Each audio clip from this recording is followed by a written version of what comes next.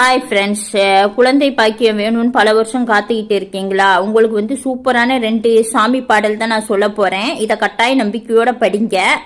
கட்டாயம் குழந்தை இருக்கு.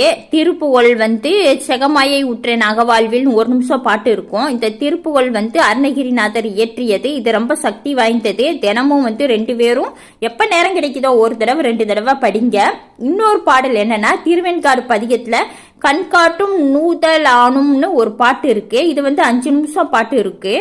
இதை வந்து டெய்லி நம்பிக்கையோட படிங்க. கட்டாயம் குழந்தை பாக்கியம் கிடைக்கும். அதே மாதிரி குழந்தை பாக்கியம் வந்து நமக்கு மட்டும் கிடைக்கலையே, எல்லாத்துக்கும் கரெக்டாக எல்லாம் நடக்குதேன்னு வந்து நீங்கள் ரொம்ப வருத்தப்பட வேண்டாம்.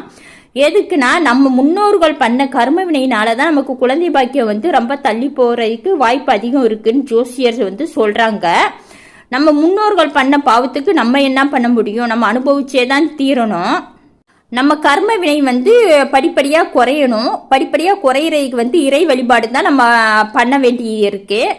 நம்ம சிவனை வந்து வழிபட நம்ம கர்ம வினைகள் வந்து படிப்படியாக குறையும். நம்ம கர்ம வினைகள் படிப்படியாக குறைஞ்ச பின்னாடி நம்ம குழந்தை பாக்கியம் கிடைச்சிச்சுன்னா நமக்கு ரொம்ப நல்லது.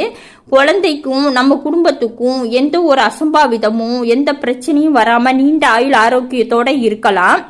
அதே மாதிரி குழந்தை பாக்கியம் வேணும்ன்ட்டு போகிற கோயிலெல்லாம் நம்ம வந்து கேட்டுக்கிட்டே இருக்கக்கூடாதான். அப்படி கேட்டுக்கிட்டே இருந்தால் அவங்க தொல்லை தாங்க முடியல, குழந்தைய வச்சுக்கோன்னு கொடுத்துருவாங்களாம். கொடுத்துட்டு நம்ம கர்ம வினை முடிகிறதுக்கு முன்னாடியே வந்து அந்த மாதிரி அமைப்பு இருந்துச்சுன்னா நம்ம தொல்லை தாங்க முடியாமல் கடவுளே தான் உனக்கு குழந்தை வச்சுக்கோன்னு கொடுத்துட்டு நம்ம வீட்டில் வந்து ஏதாச்சும் பெரிய அசம்பாவிதமோ ஏதோ நடக்கிறதுக்கு வந்து சான்ஸும் அதிகமாக இருக்கும்னு சொல்கிறாங்க. இதை வந்து நம்மளே நிறையா பார்த்துருக்கோம். ஒரு சிலருக்கு வந்து குழந்தை பிறந்தோன்னா வந்து திடீர்னு அம்மா இல்லை அப்பா இறந்துருவாங்க, இல்லை 2 பேரும் கூட ஆக்சிடென்ட்ல இறந்துருக்காங்க. இந்த மாதிரி எல்லாம் எதுவுமே நடக்கக்கூடாது. நம்ம கர்ம வினைகள்னால தான் வந்து நமக்கு குழந்தை பாக்கியம் வந்து தள்ளி போகுதுன்றதை புரிஞ்சுக்கணும்.